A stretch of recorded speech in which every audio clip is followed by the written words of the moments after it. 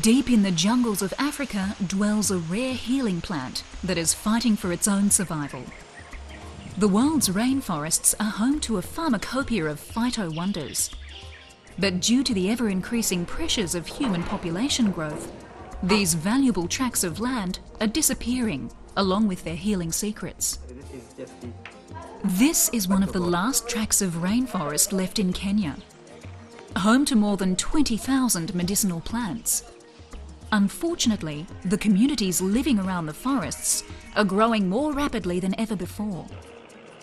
The communities use the forest as a medicine supply and as a hardware store. Every day, people traipse into the forest in search of her precious resources. Every day, they become harder and harder to find. But help is on the way. ICIPE, an international ecological research unit, is trying to find a way for man and forest to live together. This plant is one of the precious jewels of the forest, Mondia whitei, or white ginger. The locals call it Mukambela. They've been using the plant as a medicine and an aphrodisiac as long as anyone can remember. It's so popular with the locals and the rest of the world, it is unfortunately on the verge of extinction. Locals raid the forest every day for Mukambela. They need to sell the seeds and leaves at the markets to make money to survive. But scientists hope to convince locals that farming the precious plant instead of gathering it out of existence might lead to its survival. This way, they can supply the market with all the Mukambela at once, leaving the precarious forest ecosystem in balance. The plant was once very common in Central Africa, where it was used to flavour soup. But now, not a trace of it is to be seen anywhere in the region. Grand hopes are held for conserving the rainforest Mukambela.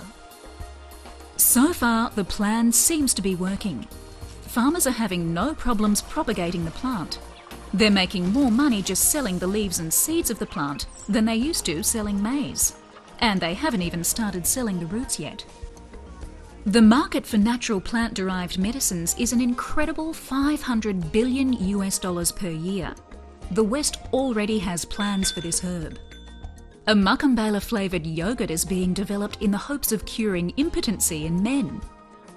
The herb is also excellent for enhancing milk in lactating mothers, can be used as a digestive by anyone, and may have applications in diabetes and hypertension. For those of us who like to party on, Mukambela is excellent for hangovers. No wonder this herb is used spiritually by the Maasai as a symbol for peace. Eating it seems to make everyone feel wonderful. It is hoped that the Kenyans can tap into the market for this herb and feed some of their hard-earned revenue back into the conservation of this precious forest resource for future generations. But old habits die hard. These men continue to extract Mukambela from the forest even though they're well aware of the damage they're causing. And every day they search longer and harder for the rare commodity. Farming may be a small but vital step in protecting Africa's remnant rainforests and their healing secrets. From little things, big things grow.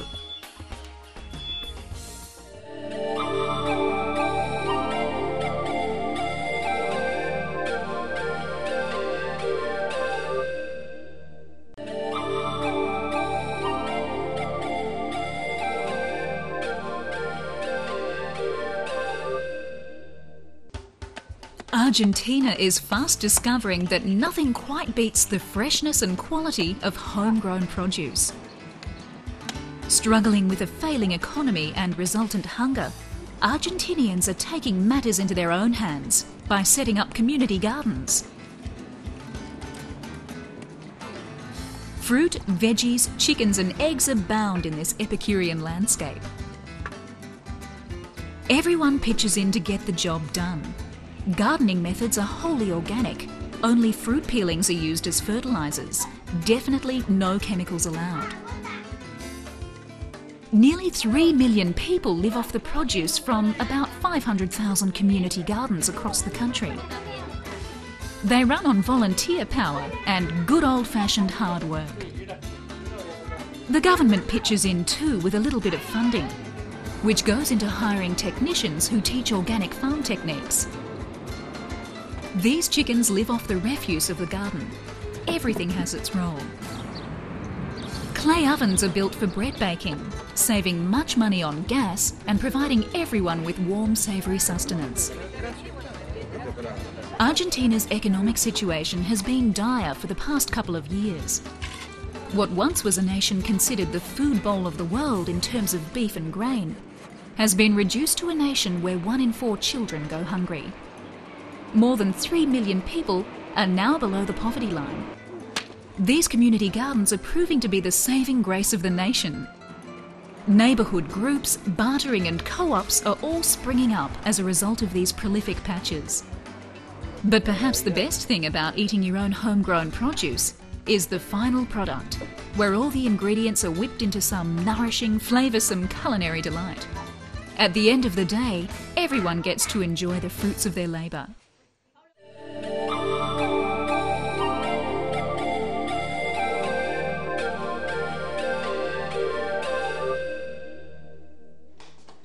You've heard of Jonah and the whale. You've heard of Journey to the Centre of the Earth. Now medical doctors are set to go where no man has gone before. Not only will you be asked to swallow your medicine at the hospital, you may be asked to down your medical imaging device with a juice. Scientists have designed a tiny instrument they're dubbing the pill camera. It travels through the body, taking thousands of full-colour, good-quality snaps on the way. It's so tiny, it's totally painless. Patients can go about their normal day.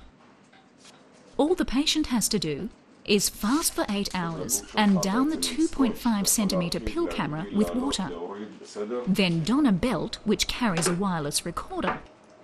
The recorder picks up the images from the camera as it casually travels through the small intestine, just like a piece of food, and of course exits in the usual manner. The capsule contains a miniature camera, flashing light, battery and a computer chip. It has a coating around it to protect it from stomach acids. The images are downloaded onto a computer. A specially designed software application runs them all in order in the form of a short video clip.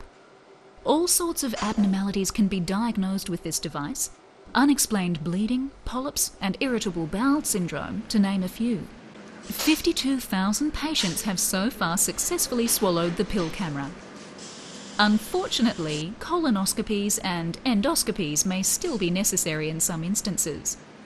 But a pain-free camera that goes about its job as you go about yours, that's a whole lot easier to stomach.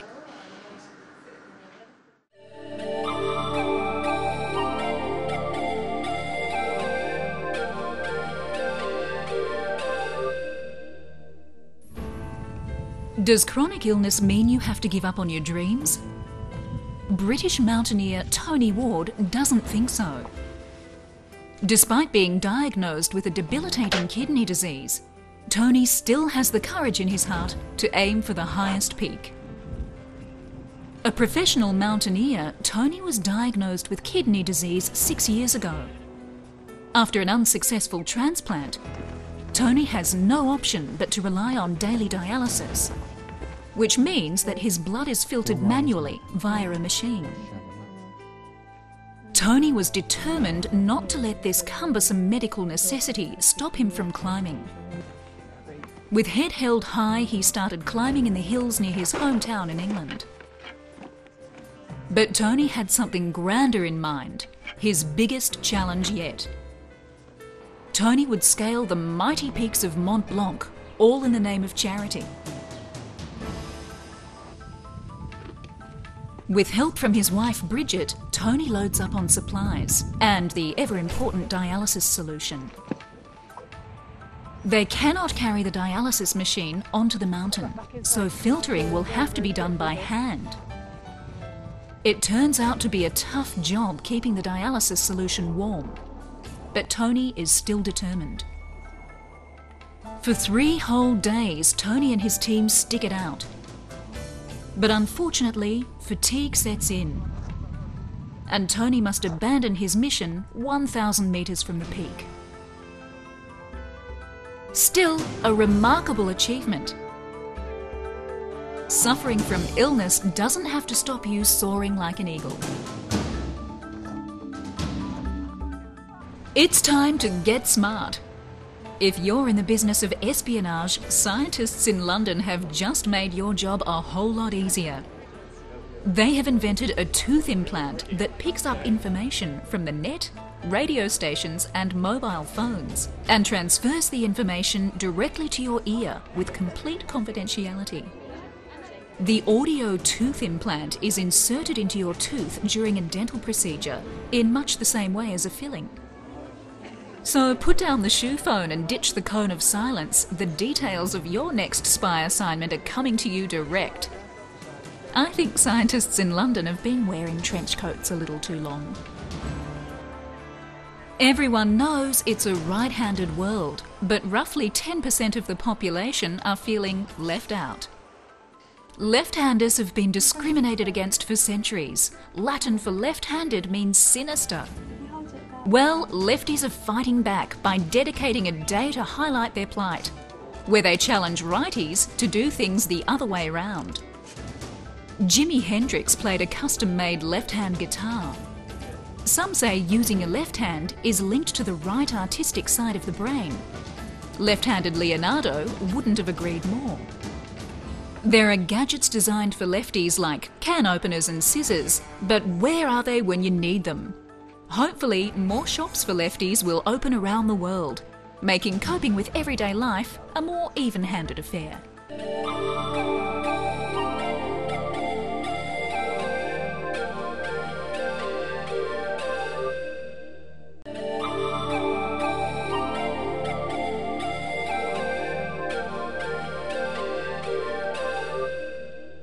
Diabetes is one of the fastest growing threats to human health in the 21st century.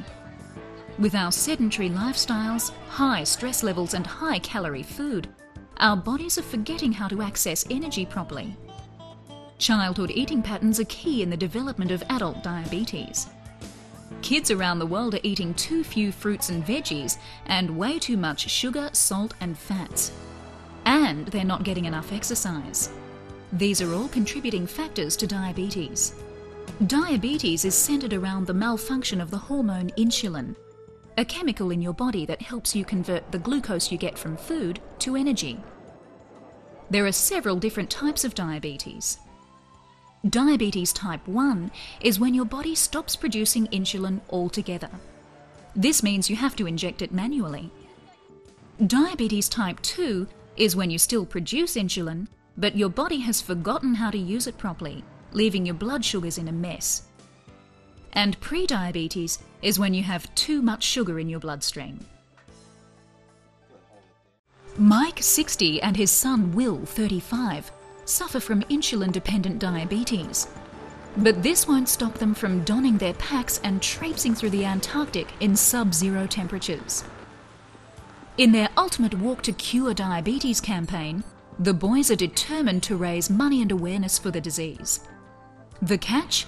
Their lives depend on insulin. If the insulin freezes in the -40°F temperatures, the guys are goners. But Will is an old hand at this game. He has already conquered the North Pole, all for the good of diabetes, keeping his insulin safe and sound by placing it next to his body heat. It seems everyone is doing their bit to help raise funds for this disease, and the money is being put to good use.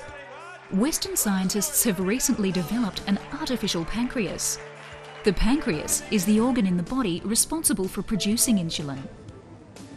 Traditionally, diabetics had to take their blood sugar readings manually 4 or 5 times a day, and then self-administer insulin. The artificial pancreas will take blood sugar readings continually throughout the day and slow release insulin subcutaneously, according to the body's specific needs. In this way, the body's optimum blood sugar levels will be maintained. The artificial pancreas is a portable device and should be available soon. Meanwhile, the rest of us had better keep tabs on our diets to prevent the onset of adult diabetes.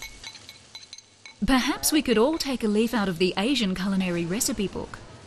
It seems that the traditional Asian stir-fry is the magical combination to keep diabetes at bay. Plenty of veggies, low in saturated fats and sugars, just the right amount of lean protein. And now it comes pre-chopped for your convenience at the supermarket. The statistics don't lie. Asians are less prone to diabetes than Westerners are, and live longer in general. If that's enough to stir you up, better do yourself a favour and get the wok out. You could be leaping about like the latest Hollywood glamour puss in no time.